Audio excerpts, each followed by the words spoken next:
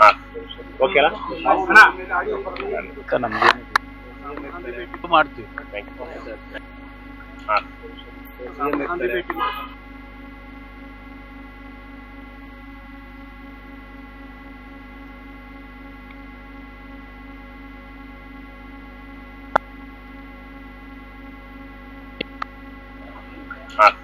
ಓಕೆನಾ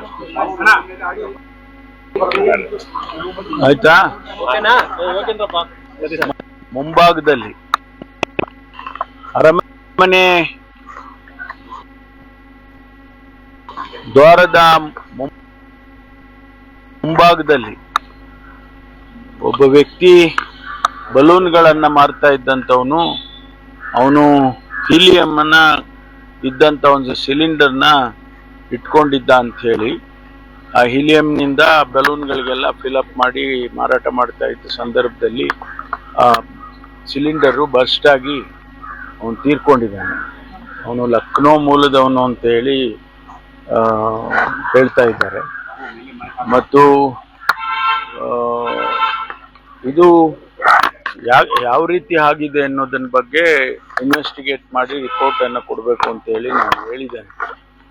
ಹಿಂದೆ ಇದೇ ರೀತಿ ಹೀಲಿಯಂ ಮಾರ್ತಾ ಇದ್ದಂತ, ಇದು ಬಲೂನ್ ಅನ್ನು ಮಾರ್ತಾ ಇದ್ದಂತ ಒಬ್ಬ ಹೆಣ್ಮಗಳ ಮೇಲೆ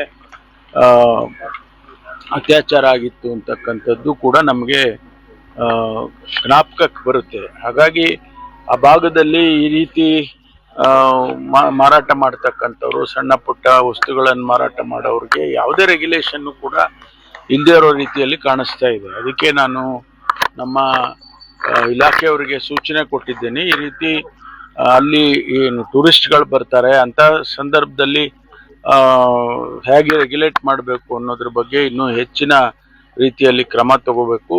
ಟೂರಿಸಂ ಡಿಪಾರ್ಟ್ಮೆಂಟ್ನವ್ರನ್ನೂ ಕೂಡ ಜೊತೆಯಲ್ಲಿ ಕರ್ಕೊಂಡು ಏನಾದರೂ ಒಂದು ರೀತಿ, ಯಾಕೆಂದ್ರೆ ಈಗ ನೋಡಿ ಅಲ್ಲಿ ಜಮ್ಮು ಕಾಶ್ಮೀರದಲ್ಲಿ ಏನಾಯ್ತು, ಆ ರೀತಿ ಇವೆಲ್ಲವನ್ನು ಕೂಡ ನಾವು ಸೂಕ್ಷ್ಮ ದೃಷ್ಟಿಯಿಂದ ನೋಡಬೇಕು ಅಂತೇಳಿ ನೆನ್ನೆ ದಿವಸ ಸೂಚನೆಯನ್ನು ಕೊಟ್ಟಿದ್ದೇನೆ. ನಾನು ಮೈಸೂರಿಗೆ ಹೋದಾಗ ಇದ್ರ ಬಗ್ಗೆ ಒಂದು ರಿವ್ಯೂ ಮಾಡಿ ಏನು ಕ್ರಮ ತಗೋಬೇಕು ಅನ್ನೋದ್ರ ಬಗ್ಗೆ ತಿಳಿಸ್ತೇನೆ. ಈ ರೀತಿ ಓಪನ್ ಪ್ಲೇಸ್ ಅಲ್ಲಿ ಬಳಸೋದಕ್ಕೆ ಅವಕಾಶ ಇದೆಯಾ? ಅದನ್ನೇ ನಾನು ಅವ್ರಿಗೆ ವೆರಿಫೈ ಮಾಡಿ ಅಂತ ಹೇಳಿದ್ದೀನಿ. ಯಾಕೆಂದ್ರೆ ಅವನಿಗೆ ಸಿಲಿಂಡರ್ ಎಲ್ಲಿ ಸಿಕ್ತು, ಹೀಲಿಯಂ ಕಂಟೆಂಟ್ ಸಿಲಿಂಡರ್ ಹೇಗೆ ಸಿಕ್ತು, ಅವನು ಯಾರು ಎಲ್ಲಿ ಕೊಂಡ್ಕೊಂಡು ಬಂದ, ಹೇಗೆ ಕೊಟ್ರು, ಅದನ್ನೆಲ್ಲ ಇವಾಗ ತನಿಖೆ ಮಾಡಿ ನನಗೆ ವರದಿಯನ್ನು ಕೊಡ್ತಾರೆ. ಉನ್ನತ ಮಟ್ಟದ ತನಿಖೆಗೆ ಏನಾದ್ರು ಇಲ್ಲ, ಅವರ ಇದರಲ್ಲಿ ಗೊತ್ತಾಗ್ತದಲ್ಲ. ಅಲ್ಲಿ ಕಮಿಷನರು, IG ಅವರೆಲ್ಲ ಇದ್ದಾರೆ, ತನಿಖೆ ಮಾಡಿ ವರದಿಯನ್ನು ಕೊಡೋದಕ್ಕೆ ತಿಳಿಸಿದ್ದಾರೆ. ಸರ್, ಇದು ನಿನ್ನೆ ಬಸ್ ಆಕ್ಸಿಡೆಂಟ್ ಸರ್, ಅದೀಗ DNA ಹೋಗಿದೆ ಸರ್. ಅದೆಲ್ಲ ಎಷ್ಟು ದಿನ ಆಗ್ಬೋದು ಸರ್? ಅದು ಹೆಂಗೆ ಸ್ಟೇಟಸ್? ಇಲ್ಲ, ಬಹಳ ದುರದೃಷ್ಟಕರ. ನೋಡಿ, ಅವನು ರಸ್ತೆ ಇನ್ನೊಂದು ರಸ್ತೆಯಲ್ಲಿ ಹೋಗ್ತಾ ಇದ್ದವನು ಮೀಡಿಯನ್ ಅನ್ನ ಜಂಪ್ ಮಾಡಿ ಈ ಕಡೆ ಬರ್ತಾನೆ ಅಂದ್ರೆ ಏನ್ ಹೇಳ್ಬೇಕು ಇದಕ್ಕೆ ಅಂತ ಗೊತ್ತಾಗೋದಿಲ್ಲ. ಅವನು ಆ ಡ್ರೈವರು ಈಗ ಅವನು ಸತ್ತೋಗಿದ್ದಾನೆ. ಅವನು ಯಾವ ಕಂಡೀಷನ್ ಅಲ್ಲಿ ಇದ್ದಾನೆ, ನಿದ್ದೆಯಲ್ಲಿ ಇದು 2:30-3 ಗಂಟೆ ಸಂದರ್ಭದಲ್ಲಿ ಆಗಿರುವಂತದ್ದು. ನಿದ್ದೆನಲ್ಲಿ ಅವನು ಈ ಕಡೆ ಜಂಪ್ ಮಾಡಿಬಿಟ್ಟಿದ್ದಾನೆ. ಜಂಪ್ ಮಾಡಿ ಡಿವೈಡರ್ನ ಈ ಕಡೆ ಬಂದು ಬಸ್ಸಿಗೆ ಹೊಡೆದಿದ್ದಾನೆ. ಬಹಳ ದುರದೃಷ್ಟಕರ. ಅವರೆಲ್ಲ ನಿದ್ದೆ ಮಾಡ್ತಾ ಇದ್ರು. ಬಹಳ ಜನ, 6 ಜನ, ಇವತ್ತು 6 ಜನ ಅಂತ ಹೇಳ್ತಿದ್ದಾರೆ. 5 ಅಂತಿದ್ರು, ಈಗ 6ನೇದು ಆಗಿದೆ, 6 ಜನ ಅಂತ ಹೇಳಿದ್ರು. ಮತ್ತು ಬಹಳ ಜನ ಅವ್ರಿಗೆಲ್ಲ ಗಾಯಗಳಾಗಿದ್ದಾವೆ. ಅವ್ರಿಗೆಲ್ಲ ಆಸ್ಪತ್ರೆಗಳಿಗೆ ಸೇರಿಸಿ ಟ್ರೀಟ್ಮೆಂಟ್ ಎಲ್ಲ, ಕೆಲವರು ಗಂಭೀರವಾಗಿ ಆಗಿರ್ತಕ್ಕಂಥ ಸುಟ್ಟು ಗಾಯಗಳು, ಅದರಿಂದ ಗಂಭೀರವಾಗಿರುವಂಥದ್ದು ಟ್ರೀಟ್ಮೆಂಟ್ ಕೊಡ್ತಾ ಇದ್ದಾರೆ. ಬಾಡಿ ಹಸ್ತಾಂತರ ಯಾವಾಗ ಅಂತ DNA ಆಗ್ಲೇಬೇಕು ಎಲ್ಲ ಬಾಡಿಗೂ? ಹೌದು, ಅದು ಯಾಕೆಂದ್ರೆ ವೆರಿಫಿಕೇಶನ್ ಆಗ್ಬೇಕಲ್ಲ, ಅದನ್ನ ಮಾಡಿ ಕೊಡ್ತಾರೆ.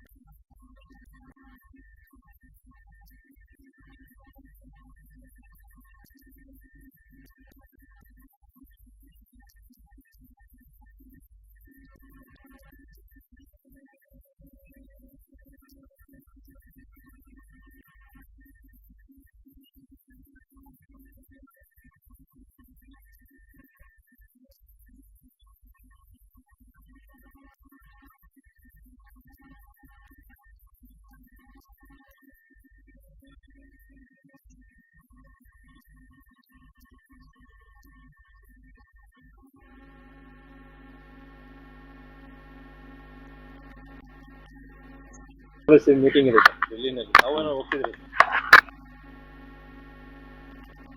ನಮಗೆಲ್ಲ ನಾವು CWC ಮೆಂಬರ್ ಅಲ್ಲ. ನಾನು ಹಿಂದೆ CWC ನಲ್ಲಿ ಸ್ಪೆಷಲ್ ಇನ್ವೈಟಿ ಆಗಿದ್ದೆ. ಈಗ ನಮ್ಮ ಹರಿಪ್ರಸಾದ್ ಅವರು, ವೀರಪ್ಪ ಮೊಯ್ಲಿ ಅವರು ಸ್ಪೆಷಲ್ ಇನ್ವೈಟಿ ಆಗಿದ್ದಾರೆ. ಮತ್ತು ಇದು ರೆಗ್ಯುಲರ್ ಆಗಿ ಆಗುವಂತ CWC ಮೀಟಿಂಗ್ ಅಂತ ಅನ್ಕೊಳ್ತೇನೆ. ಯಾಕೆಂದ್ರೆ 21 ಜನ ಶಾಶ್ವತವಾಗಿರುವಂತ ಮೆಂಬರ್ಸ್ ಇರ್ತಾರೆ. ಅದರ ಜೊತೆಗೆ ಅವರು ಸ್ಪೆಷಲ್ ಇನ್ವೈಟೀಸ್ ಅಂತೇಳಿ PCC ಪ್ರೆಸಿಡೆಂಟ್ಗಳನ್ನ, ಮುಖ್ಯಮಂತ್ರಿಗಳನ್ನ ಕರೀತಾರೆ. ಕೆಲವು ಸಂದರ್ಭದಲ್ಲಿ ಎಕ್ಸ್ಟೆಂಡೆಡ್ CWC ಆಗುತ್ತೆ, ಆಗ ಎಲ್ಲರನ್ನೂ ಕರೀತಾರೆ.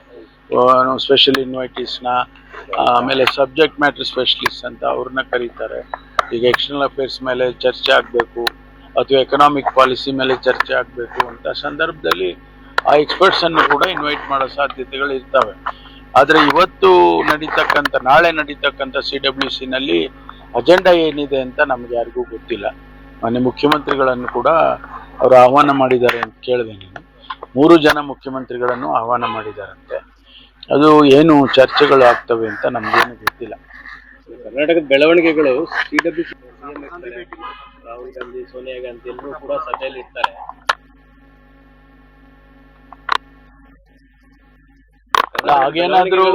ಹಾಗೇನಾದ್ರೂ ಕರ್ನಾಟಕದ ಬೆಳವಣಿಗೆ ಬಗ್ಗೆ ಚರ್ಚೆ ಆದ್ರೆ ನಮ್ಗೆಲ್ಲ ಗೊತ್ತಾಗುತ್ತಲ್ಲ. ಆಮೇಲೆ ಚರ್ಚೆ ಆದ್ಮೇಲೆ ಗೊತ್ತಾಗುತ್ತೆ, ಅದಕ್ಕೆ ಮುಂಚೆ ಏನು ಗೊತ್ತಾಗಲ್ಲ. ದಾವಣಗೆರೆಗೆ ವೇಣುಗೋಪಾಲ್ ಮತ್ತೆ ಸುರ್ಜೇವಾಲಾ ಅವರು ಕೂಡ ಬರ್ತಾ ಇದ್ದಾರೆ. ಹೌದು, ಯಾಕೆಂದ್ರೆ ನಮ್ಮ ರಾಜ್ಯದಲ್ಲಿ ಅವರ ವ್ಯಕ್ತಿತ್ವದ ಬಗ್ಗೆ ನಾವ್ಯಾರು ಕೂಡ ಮಾತನಾಡೋಷ್ಟಿಲ್ಲ. ಅಷ್ಟು ಹಿರಿತನ ಮತ್ತು ಸಾರ್ವಜನಿಕ ಬದುಕಿನಲ್ಲಿ ಅವರು ಸುದೀರ್ಘವಾಗಿ ನಡ್ಕೊಂಡು ಬಂದಂತ ದಾರಿ ಏನಿದೆಯಲ್ಲ, ಅದು ಬಹಳ ಬಡವರಿಗೆ, ಬಹಳ ನೊಂದವರಿಗೆ ಅನೇಕ ರೀತಿಯಲ್ಲಿ ಅವರು ಸಹಾಯ ಮಾಡಿದ್ದಾರೆ. ಅದರ ಜೊತೆಗೆ ಶೈಕ್ಷಣಿಕ ಕ್ಷೇತ್ರದಲ್ಲಿ, ಕೈಗಾರಿಕಾ ಕ್ಷೇತ್ರದಲ್ಲೂ ಕೂಡ ಅವರು ಬಹಳ ಕೊಡುಗೆಯನ್ನು ಕೊಟ್ಟಿದ್ದಾರೆ. ಇವತ್ತು ನುಡಿನ ಮನ ಕಾರ್ಯಕ್ರಮ ಮಾನ್ಯ ಮುಖ್ಯಮಂತ್ರಿಗಳು, ಬೇರೆ ಬೇರೆ ನಮ್ಮ ಮುಖಂಡರುಗಳೆಲ್ಲರೂ ಹೋಗ್ತಿದ್ದಾರೆ. ಇಲ್ಲ, ನಾನು ಹೋಗೋದಿಲ್ಲ, ಯಾಕೆಂದ್ರೆ ನಾನು ಅವತ್ತಿನ ದಿವಸ ಹೋಗಿದ್ದೆ. ಹಾಗಾಗಿ ಇವತ್ತು ಹೋಗೋದೇನು ಬೇರೆ ಬೇರೆ ಕಾರ್ಯಕ್ರಮಗಳಿರೋದ್ರಿಂದ ನಾನು ಹೋಗ್ತಿಲ್ಲ.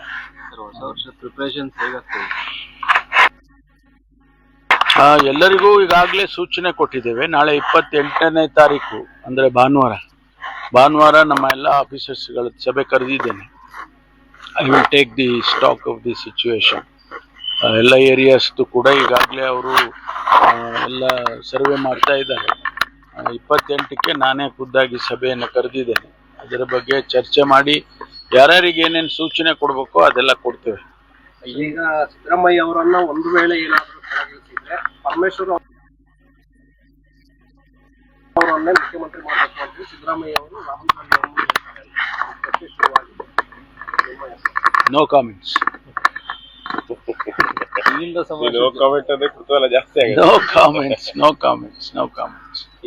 ಅಲ್ಲ ಸರ್, ತಮ್ಮ ಪರವಾಗಿ KC ವೇಣುಗೋಪಾಲ್ ಕೂಡ ಒಂದು ಟೀಮ್ ಭೇಟಿಯಾಗಿ ಬಂದಿದೆ ಬೆಳಗಾವಿ ಸೆಷನ್ ಅಲ್ಲಿ. ನಾನು ಹೇಳಿದೆಲ್ಲ, ನೋ ಕಾಮೆಂಟ್ಸ್. ಅದ್ರ ಬಗ್ಗೆ ಅದು ಹೇಳೋದಕ್ಕೆ ನಮಗೇನು ಹೇಳೋದಕ್ಕಿಲ್ಲ. ತುಂಬಾ ಜನ ನಾಯಕರು ಹೇಳಿದ್ದಾರೆ ಸರ್, ರಾಜಣ್ಣ ಅವರು ಕೂಡ ಹೇಳಿದ್ದಾರೆ ಸರ್. ಬೇರೆ ಇನ್ನೇನು ಕೇಳಿ ಸರ್. ಅಹಿಂದ ಸಮಾವೇಶ ಜೊತೆಗೆ ದಲಿತ ಸಮಾವೇಶ ಮಾಡ್ಬೇಕಂತ ಚರ್ಚೆ ಇರ್ತಾರೆ ಕಾಂಗ್ರೆಸ್ ಎಲ್ಲ ಮಾಡ್ತೀವಿ. ಅಹಿಂದ ಸಮಾವೇಶ ಆದ್ಮೇಲೆ ದಲಿತ ಸಮಾವೇಶನೂ ಮಾಡ್ತೀವಿ, ಕಾರ್ಯಕರ್ತರ ಸಮಾವೇಶನೂ ಮಾಡ್ತೀವಿ. ಕಾಂಗ್ರೆಸ್ ಪಕ್ಷದ ಅಡಿಯಲ್ಲಿ ಇವೆಲ್ಲ ಕಾರ್ಯಕ್ರಮಗಳು ಮಾಡ್ತೀವಿ.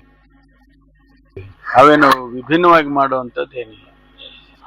Thank you.